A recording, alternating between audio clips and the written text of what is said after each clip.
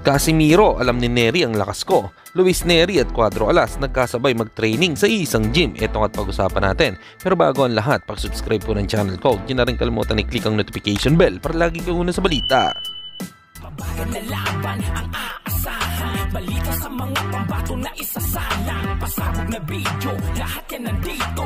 Nino Cruz TV ang iyong paborito. Pag-usapan nga po natin mga kaboxing na ikwento naman ni Cuadro Alas sa kanyang social media account patungkol kay Luis Pantera Nery.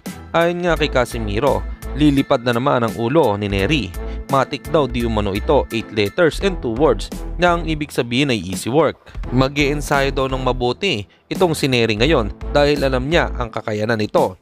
At nagkasabay na daw sila sa training noon at nakita daw nila ang bawat lakas kung gaano kalakas. Hindi naman daw sila nagkasubukan sa sparring pero nakikita daw ni Casimiro ang training ni Nery. Alam daw ni Nery ang abilidad na mangyayari kapag naglaban sila at sigurado daw na mag-iensayo ito ng mabuti. Lipad na naman ang ulo ni Nery. Matik yat, 8 letters 2 words lang yan guys.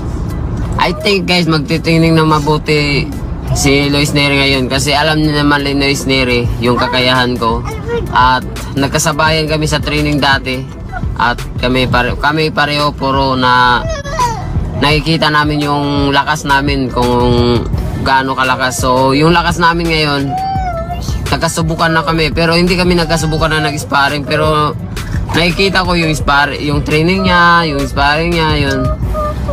Pero alam na namin pareho kung ano yung abilidad na mangyayari sa laban namin. Kaya alam ko mag-i-ensayo na mabuti si Luis Nery ngayon. Kasi alam niya na si Cuadro Alas hindi basta-basta na boxer.